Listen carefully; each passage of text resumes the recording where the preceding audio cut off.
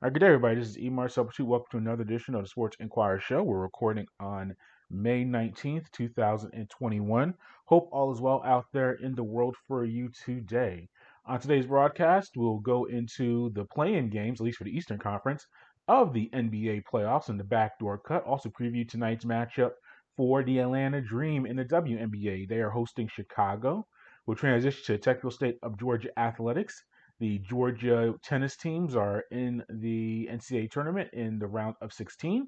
I have some commentary on that and some audio from their respective head coaches. We'll go into the Miscellaneous Department. Tremendous activities in the sports podcasting world and the hip hop world as well. I have some things on there. And then hopefully, actually, we'll do it. The interview spotlight will be on Georgia State baseball head coach Brad Stromdahl as the team wraps up conference play or the regular season, prepare for the conference tournament. So we have all that in line for today's show. As always, if you want to follow everything that we're doing, head to the mothership to sportsinquirer.net.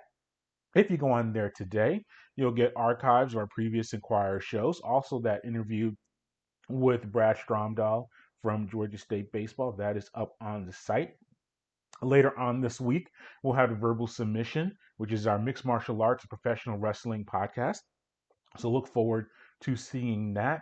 And there's some other news as we relate to the world of sports. You can also go to our social media platforms on Twitter, Instagram, and Facebook under Sports Inquirer. That's all one word. Make sure you subscribe to that, and you'll get all of our updates as we post them on our site. And also the different contests, particularly Atlanta United. So the NBA playoffs are right upon us. We do a lot of live tweeting or our thoughts throughout the contest.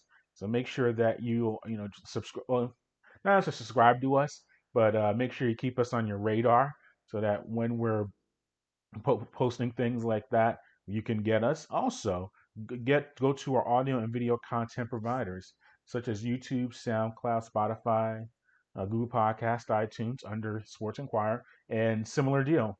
If you subscribe to us on there, you will be able to get instant updates every time we post something. I do it quite often for things that I like, and that'll be a matter of fact. Let me do that right now. I'll start with my YouTube. Let's see. I subscribe to many different things on YouTube.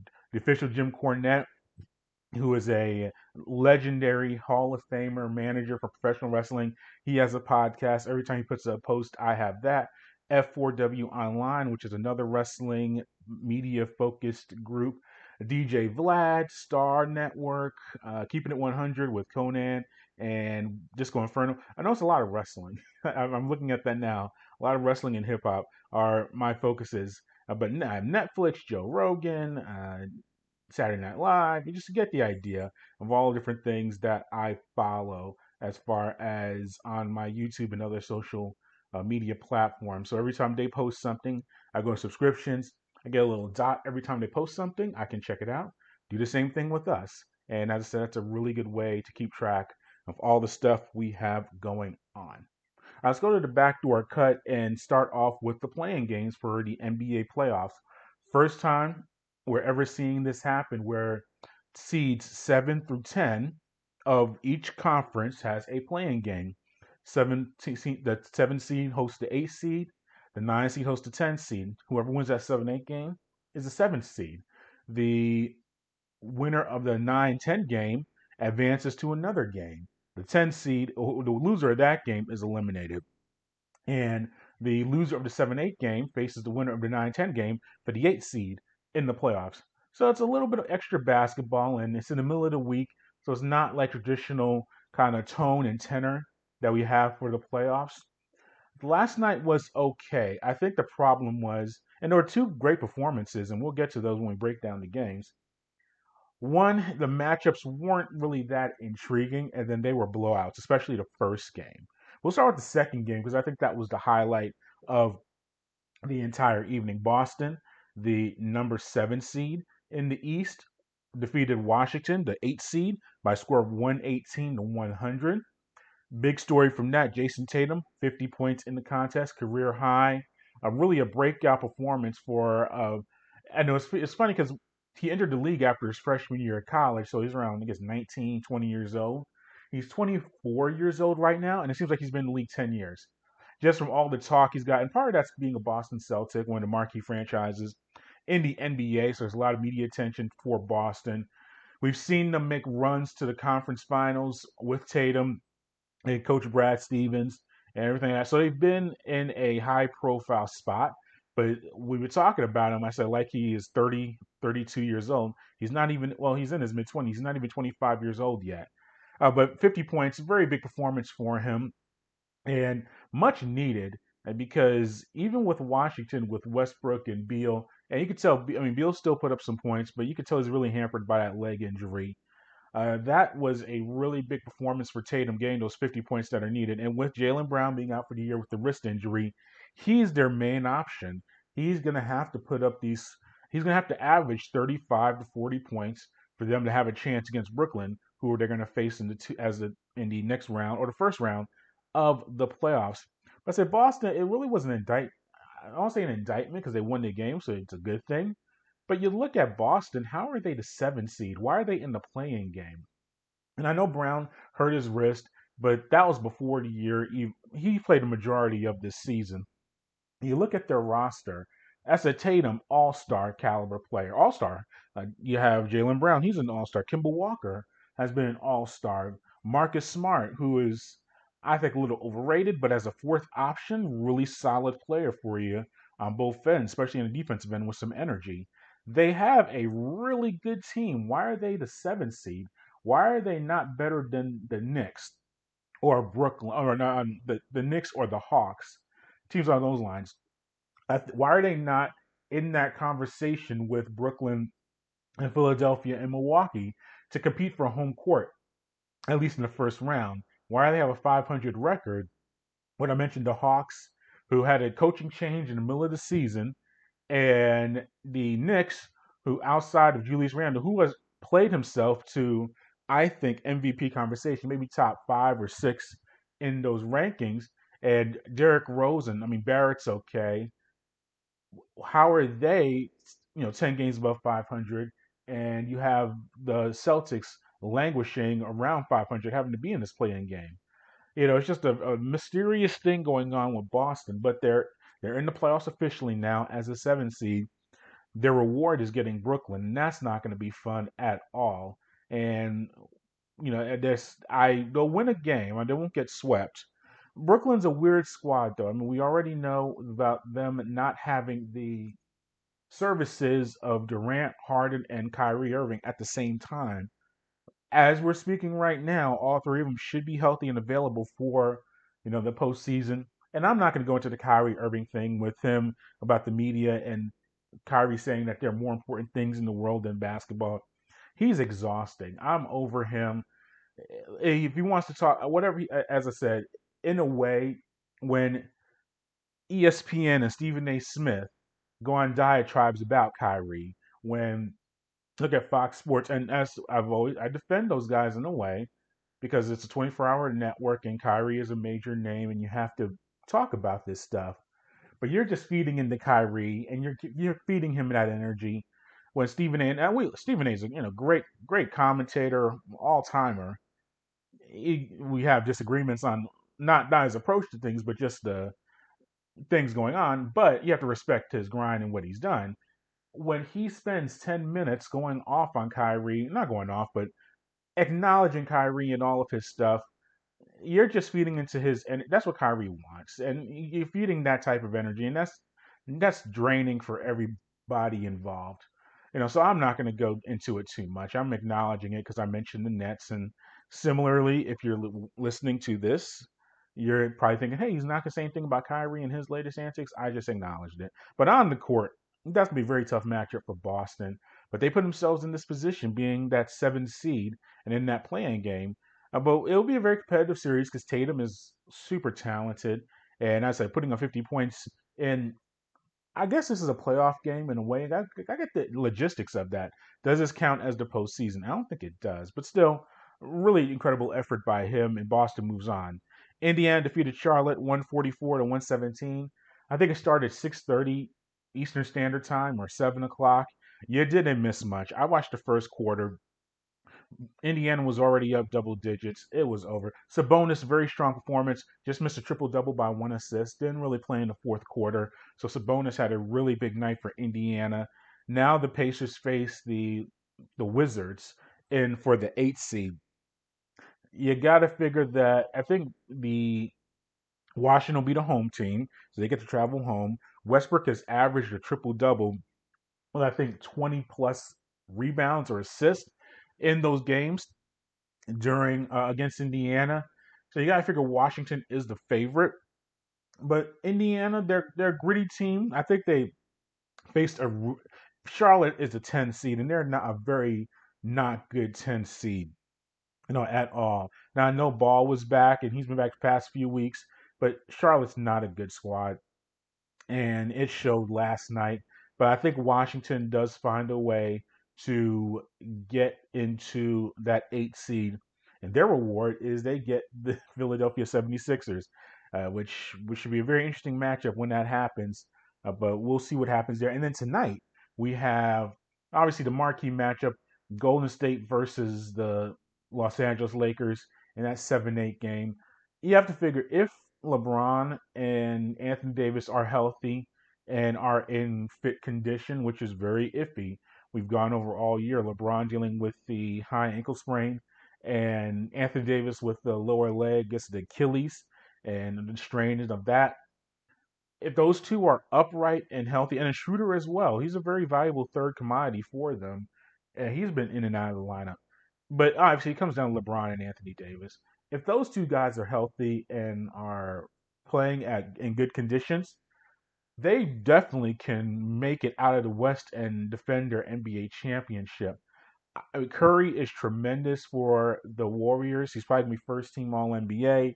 He might even get an MVP vote or two. But in the end, it's not going to be enough to overcome the Lakers. I think the Lakers, if they're healthy and upright, they're going to roll in this contest. And then the other one is Memphis is facing San Antonio in the 9-10 game. I say John Morant's the best player on the court, and I'll take the Grizzlies to win that contest.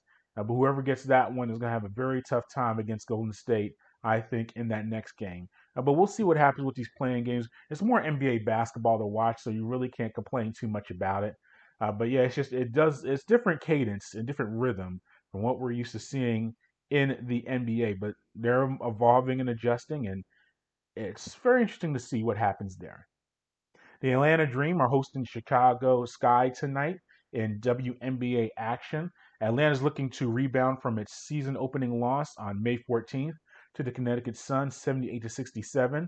In that contest, Odyssey Sims and Courtney Williams had 14 points each for Atlanta. Tiana Hawkins had 11 points, and Shanae Carter, she had 10 points in that contest. So they got several double-digit scores.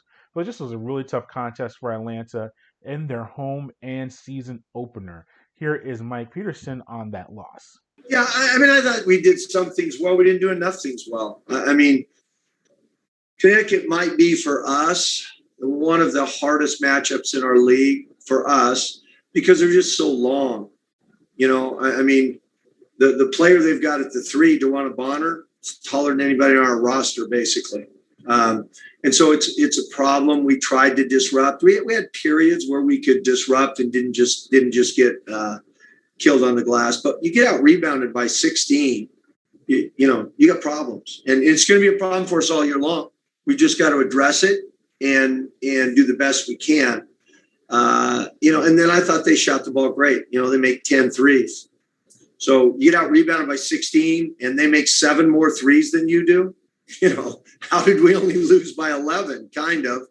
But we did some things right. And this is a team, again, I like this team, but this is a team that's going to be a work in progress. We're going to have flashes of being really good, and there were some of those tonight. We're going to have other times where we struggle. We're trying to play a different style than most of these players are used to because of the way our roster's assembled. And it's good. I like it, but it's going to take a while for us to get comfortable with it. So, all in all, I'm not happy we lost. I'm not happy we got it rebounded by 16. I'm not happy that we had a bunch of open shots we didn't make. But It's the first game. Half of our league is going to have the exact same record as us Sunday night. So you move on. Yeah, and that loss was really tough because if you looked at the three statistics, or the three main things that Atlanta struggled with, they lost the game because of them. Well, two big things. They were dominated in the paint. Connecticut out-rebounded Atlanta 42-26. And Atlanta struggled shooting from the field. They only made 35.9% of their shots. So if you're out-rebounded and you shoot for a low percentage, you're not going to win the contest. And that happened to Atlanta. Now here is Petersen on Atlanta rebounding from that loss and now preparing for Chicago. The thing from the game against Connecticut is we didn't do a good enough job of dictating tempo, right? That was the slowest game from a pace perspective played all weekend. Okay, we can't play that way, and we just can't. And Connecticut did not want to go up and down with us, nor should they have. And I just thought they did a better job of slowing the game down than we did of speeding it up. When we had the game sped up and when we were disruptive on defense, we were pretty good. I mean, we had 14 steals. It's the most steals in a game since 2016 in this organization. We had the game sped up. You know, we had it to 7 early in the third quarter, and they took a timeout. And then coming out of that, we had back-to-back great opportunities to cut it to 5 and then to either 3 or 2. And we just didn't take enough advantage of those opportunities. And then they drove it out. So there's no real change game plan wise in terms of what we want to do on the whole. We just need to do it better. And then Chicago's just a completely different challenge than Connecticut. They're a completely different team. They play a completely different style. And so we need to adjust to them a little bit. More importantly, we need to make them adjust to us. And if we're doing our job, then we'll be fine. If we're not, then we're in trouble. The good news for Atlanta is a return to services of All-Star Tiffany Hayes. She was in quarantine or isolation due to playing internationally and coming back to the United States. Obviously, with everything going on, there's a protocol that you can't just return to your WNBA team immediately after playing internationally. And obviously, she has to recover as well, also physically and mentally and everything like that. But she is now back practicing with the team and with the Dream, and she's expected to be available for tonight's contest. But here is Petersen on Hayes and what her return means for the squad. Yeah, it's been fabulous having her back. Her energy level is always phenomenal. Her talent level is obviously fabulous. And she's just got this great voice. At the end of the practice yesterday, she called everyone together and talked to the team and just did a great job. So having Tiff back is a huge boost for us. We missed her last year because of the COVID situation, and she opted out. So we've been 2 years without her, basically, or a year and a half, and it's just great having her back, right? It's just great having her back. She did a phenomenal job, and she'll definitely play Wednesday. Absolutely. And here's Tiffany Hayes on returning to the Atlanta Dream, and what's that been like for her? I mean, you can ask anybody. I'm pretty easy to get along with. I'm pretty, easy to mesh with. So it's already starting right now with my teammates. I'm learning the plays, getting to know them. It's been a nice last couple of days, getting to know everybody, getting to know their style of play and stuff like that. So I don't think it'll take long. I mean, everything takes time with the whole team, but for me to mesh with my teammates, I don't think it'll take long. Yeah, a little bit of both. It's crazy to me. I think I said this to somebody, I feel like I'm the last one standing, from when I was here, when I first got here. I think I'm literally the last one standing out of everybody who's been here. So it's kind of weird, but at the same time, like you said, I just go with the flow. I take it one day at a time. Sometimes change is good. So hopefully all of this plays out in our favor, and we're going to take this and run with it and still do our thing. So we're not going to let this, bring us down like everyone thinks it is. Yeah, so I said Atlanta faces Chicago on today, May 19th, 2021, in an evening contest. We'll have a recap up later on the day and maybe tomorrow by the time you listen to this about that contest, and we'll have some commentary on it as well. Let's move on to a technical state of Georgia athletics and things going on out in the collegiate world in the Peach State.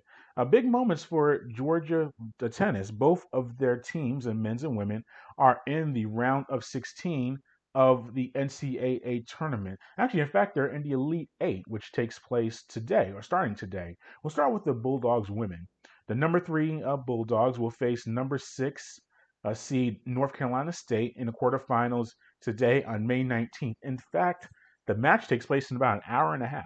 So if you're listening to this after the match, this was recorded before, but we'll highlight some things going on with that team. And also a note of interest is that of the 7 schools that sent both men's and women's programs to the round of 16, I should have mentioned earlier, the round of 16 and beyond, they are in one location. So the first 2 rounds and our team, there's round of 64 and around of 32 are at home sites. Once you get to the round 16, everyone converges to Orlando. And out of the 7 schools that sent both men's and women's teams to the round 16, only 2 remain. Obviously, Georgia have their men and women's teams in the quarters, along with Texas. That's a very big moment for the Georgia program. But yeah, for going back to the women specifically for Georgia, they were able to earn a victory over Virginia in the round of 8 and or the round of 16 to reach the Elite Eight. Big performances from Leah Ma, the newcomer of the year in the SEC. She was able to clinch the victory for the Bulldogs, and that was her 4th match that she has clinched this year, which is second most behind Meg Kowalski and senior Morgan Kopic. Senior Katarina Jokic leads the team with 8 clinching matches this season. But here is Jeff Wallace, who we spoke to last week, and I highly recommend that you'll listen or watch that interview we did with him before the round of 16. It was a very good, informative interview that we did with him. But here he is speaking about the Bulldogs being in the Elite Eight. Yeah, I'm sure like every other team, we're extremely excited to be here and to be in the Elite Eight. I mean, this is the NCAA championships, and all the training, all the work, everything we do, we put into play where we're at right now, and so we've been here before, a couple years ago, and we know the environment well, and I think that again, everybody's got to be just super excited that we're even out here playing tennis this year, and now we're down to the Elite Eight. I think it's great. We have good memories of a lot of great matches that were played here, but we're competitors and we're athletes and coaches, and we realize that every year is a new year, and it's always just it can be somewhat the same because of where we are and what we're doing, where we're playing, where we're eating, and all that kind of stuff. But it's always different because it's a new year and new teams and things of that nature. So I like the experience that we have, but at the same time, we're ready to just do what needs to get done this year. Yeah, North Carolina, as I mentioned, they are number 6 in the nation, and they are 19-5 overall on the season. They got to the quarterfinals by beating Virginia Commonwealth and Iowa State in its regional, and then defeated USC, University of Southern California. I almost looked and said South Carolina. I guess that's my family roots being from South Carolina. No, USC. Someone say the real USC, even though the South Carolina president is under hot water for that. You can look that up at a later time. But NC State defeated USC in the round of 16. So they are a very strong squad themselves. And I said we'll have a recap of that contest later on in a future show. The Georgia men's team, they're the 11th seed in their bracket. They are in the round of 8 after defeating North Carolina, the 6th seed, for 4-3 in the round of 16. So this is the 32nd time that the Georgia men's team is in the quarterfinals or the Elite Eight. Here is the Bulldogs head coach Manuel Diaz on being in the Elite Eight. Absolutely. Our team is excited after yesterday's performance. I thought we played an extremely complete, good match. Our guys have really proven to themselves, really, that we're one of the elite in the country once again this year, and proud of them. They fought hard. We had some issues with our health early on in the season. We were 1-4 in the SEC, I believe, March the 4th, and we went on a string of victories there that got us back to where we knew we belonged. And coming into the NCAAs, you expect a tough draw, and we got one in North Carolina. We have a lot of respect for their squad and their coaching staff, and we had to play a complete match. We went out there and did just that. So I'm proud of our guys. Yeah, and the Georgia men's team, that said they're the 11 seed, they take on the number 3 seed, Tennessee, on Thursday, May 20th. Obviously, it's a big rivalry, SEC rematch. Georgia fell to Tennessee earlier on in the season. And here is Diaz on the Bulldogs getting a rematch against Tennessee in the NCAA tournament. Well, we know Tennessee's a great team. I mean, they played us tough. In March, actually February. I think it was February the 18th or something like that.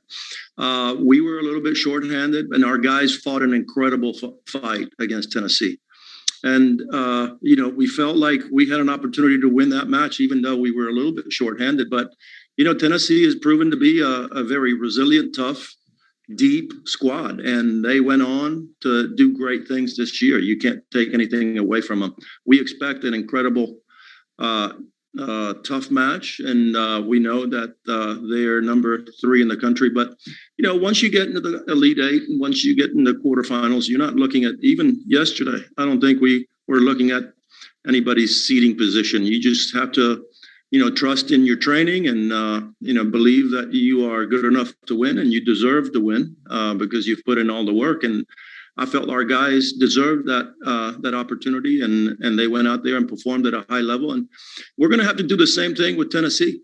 Tennessee probably is a better team than we played them, than they were when we played them in February. So, but at the same time, we think we're a better team now than we were then. So it's a good match. A similar deal, we'll have an update, or we'll have a recap of that match on a future show after it takes place, and we'll be looking forward to following everything going on there. All right, before we get to our interview spotlight with the Brad Stromdahl from the Georgia State baseball team, some quick thoughts in the world of media. I'm thoroughly enjoying the Kwame Brown issues or beef with Matt Barnes and Steven Jackson. Steven Jackson and Matt Barnes, 2 former NBA players, host a podcast or a show called All the Smoke. Tremendous show. We watch a lot of episodes. They get former athletes and other people in the entertainment world on the show. It's very no holds barred, raw commentary on things going on. And I think they offer some very good perspectives on things going on in the world. Their last episode or 2 episodes ago, because it's kind of a 2-tiered one, because they had Rachel Nichols, the ESPN commentator and broadcaster, on one show, and they also had Gilbert Arenas, the former NBA player, on another show. And the topic of conversation was on Kwame Brown, the former NBA player, first overall pick in the 2001 NBA draft by the Washington Wizards. And he had a meddling career. Some would say a bust of a career. He had some moments. He played okay with the Wizards and the Lakers, but he kind of bounced around the league. But he played a good amount of time, but he never reached, they say when you say first overall pick, you're thinking All-Star, All-NBA, future Hall of Famer. He did not reach those peaks in his NBA career, but he's become kind of a joke, he's been stomped on a lot, is what I'm trying to say. He's been the butt of many jokes. All-time worst NBA first overall pick. He never did anything in his career. And you also throw in the fact that Steven Jackson was a former teammate of his, and Gilbert Arenas was former teammate as well. And they were very condescending in their critique of Brown's career. But Kwame Brown, who I don't think has had much, if any, of a social media presence since he retired a few years ago, really, or even when he played, has come out with these scathing commentaries on his Instagram Live. You see him driving around or from his home and just going off on the issues with Barnes and Jackson. He brings up Steven Jackson and his, I'll say his not political commentary, but his activism and contradictory to what he's doing. And Matt Barnes, he brings up a lot of personal things going on in Matt Barnes' life with his family.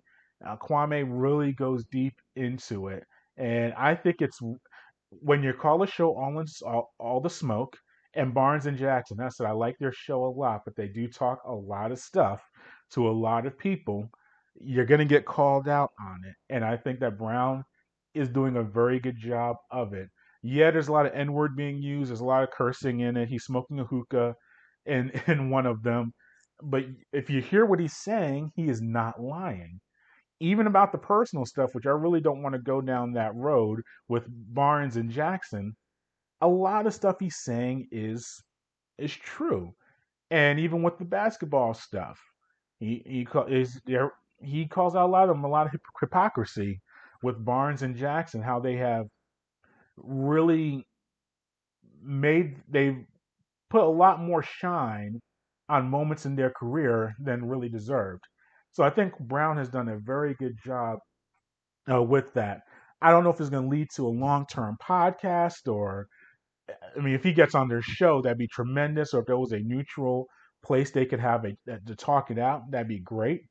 But I think it's really good because it's one of those deals. If you talk all of that stuff on your show, and I said it's a really good show, you're going to get called down on it. So I called out on it. So I think Kwame's done a very good job standing up for himself in that regard. I watched the Drink Champs podcast with MC Serch, who was the guest on the show with Nori and DJ Effin. Really good job on that show. And Serch is a very intriguing figure in hip hop. Obviously, because he wasn't at the infancy of hip hop, but he was kind of in that second wave in the mid to late 80s. So he was there at the beginning. He was influenced by the very beginning of it. He goes into that. Obviously, him being a white Jewish rapper and all of the interesting stories that come with that and perspectives. Him helping to launch the career of Nas and OC. So he goes into all that stuff. And then also a really good breakdown on two things. One, how to generate revenue in hip hop as an artist and ownership of a publishing. It was very educational in that regard.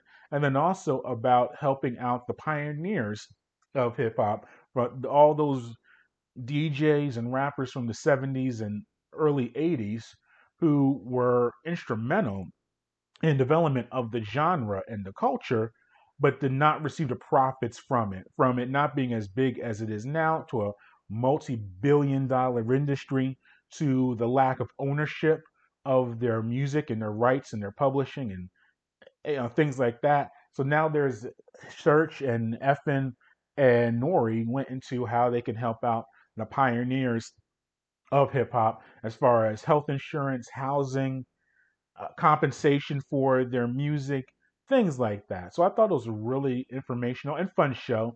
You know, a lot of wild stories about MC Hammer putting a hit out on Serch and things like that. So I thought that was a really good show. I highly recommend that you check it out. I'm also thoroughly intrigued by Joe Budden's drama with Mal and Rory on Joe Budden's podcast. Kind of similar deal, not as much as with Serch and all that with the Drink Champs, but about ownership and what it's really about. Obviously, Joe Budden had started his podcast and his show, Mal and Rory, who are I call them the sidekicks, but they're the supporters on that show. They provide commentary as well with everything going on. It really comes down to it's the Joe Budden show. Obviously, it's his show. He owns it. He is the one that's been making a lot of business transactions with it.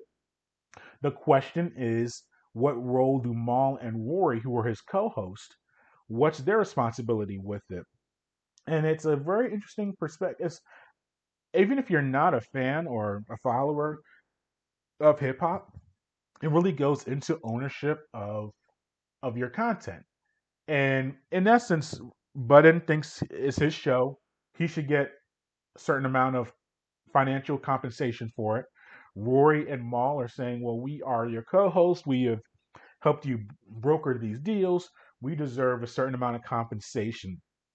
And the beauty of it is that while a lot of this stuff can be done behind closed doors, it's a podcast.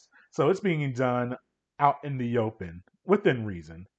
And I think it's a good commentary in seeing how people handle their successes or their compensation. Because I'm sure this was not an issue or big of an issue 2, 3 years ago when they were doing their show on YouTube and some live streams.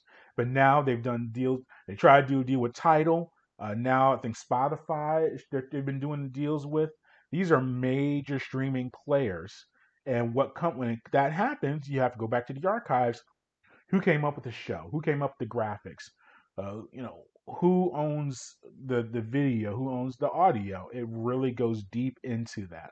So I'm very intrigued by seeing how that all plays out. Mal and Rory look like they have a show now, and they aired their grievances on there, not grievances, but their perspective on how things are going. Budden is now he's apologizing for firing, Mal or firing Rory very disrespectfully publicly on the show.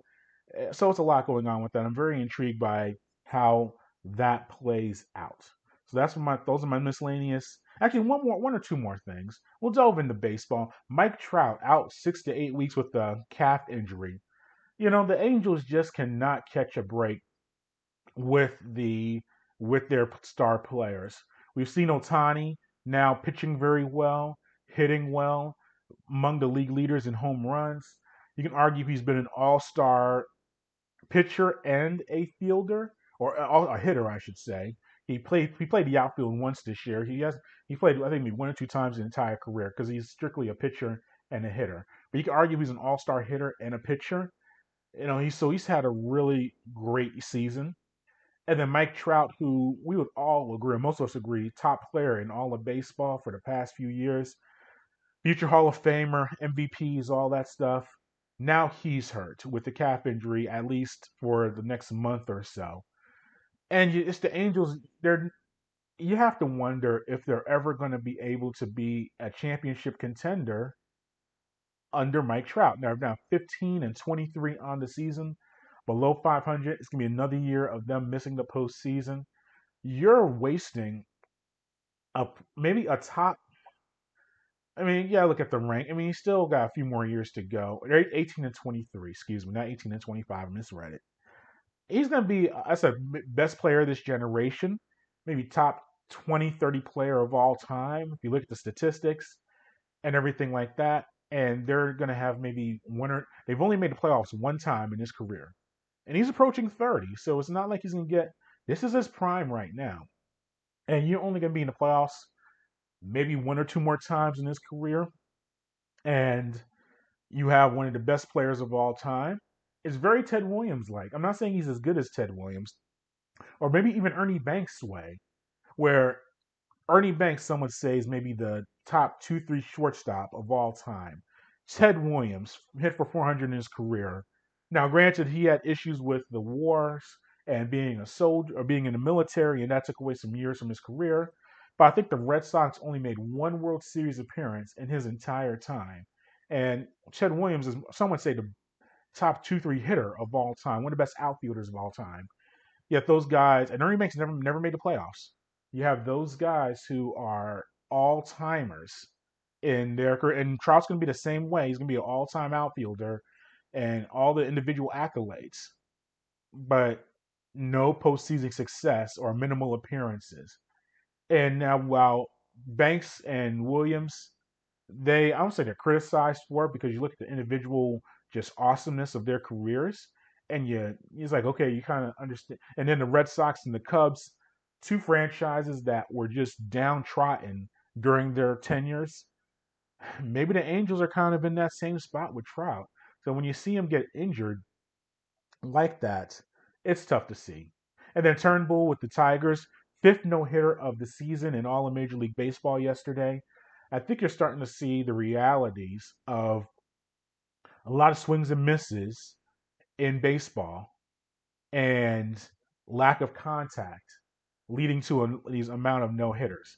Now, it's still very hard to get no-hitters and go an entire game without giving up an out because even a hard hit ball can get caught, or a soft hitting ball by a really good pitch on a really good pitch can find its way on the ground and you give up a hit. So it does take there is luck involved as far as getting a no hitter. But I think the number, just the way the game is played, I think the league batting average is in the 230s, which would be the lowest in the live ball era. And we're saying live ball era, we're talking the 30s and 40s, with the lowest batting average throughout the entire league. That means there's a lot of, you see a lot of home runs, and you'll see some of that, but you see a lot of strikeouts and just a lot of lack balls put in play. And I think you add that together, that leads to a situation where you have a large amount of no hitter potential, and pitchers are cashing in on it. And that was the 5th no hitter that we've seen in the major leagues. And the Mariners, that was the 2nd time they've been no hit this year. Remember, they were no hit by means of the Baltimore Orioles earlier in the year. So that's just the realities of the way things are shaking out in Major League Baseball at this time. All right, let's get to the final segment of the show and the interview spotlight. And we were able to catch up with Brad Stromdahl, the head coach of Georgia State Baseball. The team is coming off of a road sweep against Texas State. We delved into that. Josh Smith, an outfielder for the Panthers, was just named the Sun Belt Player of the Week for the 2nd time this season. His development has been a really good spotlight or thing to follow for Georgia State. We talked with Brad about that deal. Only 5 teams in the Sun Belt Conference have a conference record of over 500. And Coach Stromdahl had a really good perspective on why we're seeing that.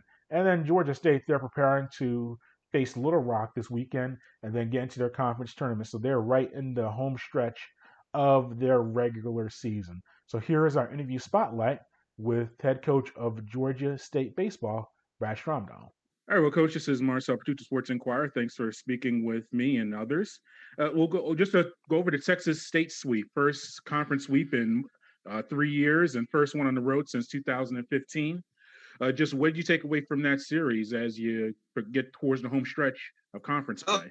I mean, it was it was a tremendous effort on all sides of the ball, and we've had such a tough road the last 3 months that it's so good, and I feel so good for our guys and our players that they're putting forth all of this effort, and we're finally getting the results that we think that every day we go out and we can get. And so we had absolutely great pitching performances from the older guys, and Brian Watson and Tyler Cook and Seth Clark, and we really did a good job of answering the bell when it came offensively with Josh Smith and Griffin Chaney, and just kind of the older guys are saying, okay, you know what, we know where we're at, where we're going, and what we're doing. And so just to be able to win 3 games there was a really good validation of where we're going and what we're trying to do. And it's exciting for us, especially if we can continue the momentum going into Little Rock and then going into the tournament. We can be hot at the right times, and we can beat anybody in the country. Yeah, no, absolutely. I definitely think that there is something to the fact that we have played the best schedule non-conference in the country. We have played at the toughest schools against the top 25 teams and the best teams in the country. And we've gone up against kids that are 18 to 22, 23-year-old, and we're not scared of anything. And so it's a matter of belief and execution. And so when we look at the things that we're able to do over the next, what we've been doing, and then we'll continue to do, we can execute, we can play with anybody in the country. And so just kind of going to your point of, like what makes this kind of stand out, even though your record's not very good, is the fact that we're not scared of anybody. We're ready to play. We know how to play. We know how to execute. And then it's a matter of just getting a big hit like Josh Smith did this weekend. It's having a gutsy pitching performance like Ryan Watson and Seth Clark and Tyler Cook. And it's being able to do the things that we know we can do and kind of put it together when it's both offense and defense and pitching. And so, that kind of culminated this weekend, and hopefully we can continue to grow those attributes of this amazing team going into the next couple weekends. Yeah, elaborate on Josh Smith, multiple Sun Belt Conference Player of the Week.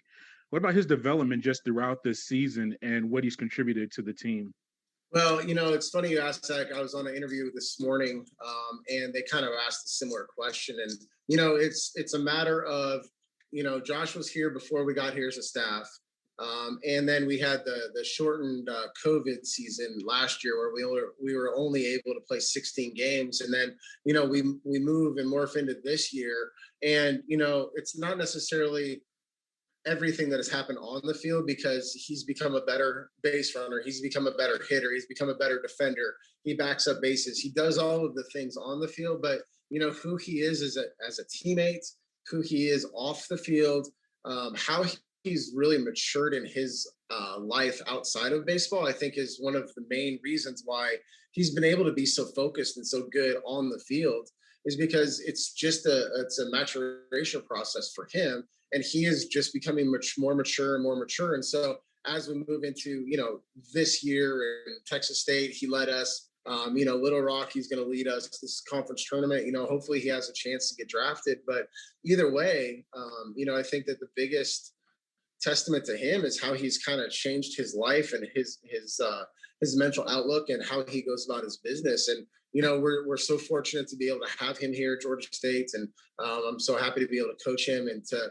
have him lead us on the field in those things that, aren't necessarily show up in the score box every day. Is that's what makes him so special. And so, I'm also happy that he can hit some home runs too, because that kind of helps us too. But what is one thing particularly you just really, really would love to see? Yeah, I'd love to see the same level of confidence that we had this last weekend. I think that, we gave up some runs, we gave up some hits, we struck out a little bit, but we never lost or wavered in what we were going to do. And we were going to go to Texas State and take the flights and stay in the hotel and do the travel. We were going to win all 3 games. And I think that's what I would like them to take, because the X's and the O's and the execution, like all of that can come. But if you don't have the belief that you're just going to absolutely go out there and sweep them, and even if we're down 2 or 3 late, like have that mentality that we're going to win no matter what. And we're just going to take it pitch to pitch and not try to do too much. And we did a really good job of that this weekend. And I think that, if we can carry that into next weekend and then into Montgomery, it's going to be fun. Yeah, Coach, last question from me. Looking at the conference, only 5 teams have winning records in conference play. What have you just seen from this conference and so much balance? There hasn't been that one dominant team that's, nationally ranked or just really taking over. What do you, just looking at the landscape of the Sun Belt? What have you seen? And it's, and being my first year really as a coach, seeing the Sun Belt teams, because we didn't get to conference last year, so we didn't even get to see what it was like. And so I think this year's a little bit of an anomaly with the Sun Belt, but you have to take into effect that every team besides us has 7 to 12 fifth or sixth year seniors in it. And so I think that that's a little bit why everybody's beating up on each other, is because everybody is so talented. It's pretty much on par across the board in terms of talent level. And so then it becomes like, who's going to execute more? Who's going to want it more? And so, it's come down to, if you can stop the offense from scoring, the pitching has been the main overriding factor of those teams that are over 500, I think, and that they have the best pitching staffs. They have the best defense right now as you kind of look across the spectrum of the Sun Belt. So, we have a little bit of both for sure. And I think that as we get down the stretch, I think that our pitching and our defense is going to be where it's been all year, and hopefully in the top of the conference. And we thank Coach Brad Stromdahl for speaking with us today, or speaking with us earlier this week, and letting us play this today as far as the interview goes. And we'll be following them as they prepare for that Sun Belt Conference tournament. But thanks for listening to today's show. As always, head to the mothership, to sportsinquirer.net, and that'll be a great way to find everything that we have going on. You go to our social media platforms on Twitter, Instagram, and Facebook under the Sports Inquirer. And then finally, subscribe to us on YouTube, SoundCloud, Spotify, Google Podcast, iTunes, and wherever you get your audio and video content. Follow us, subscribe to us, and give us a like. Until next time, good fight, good night, be safe.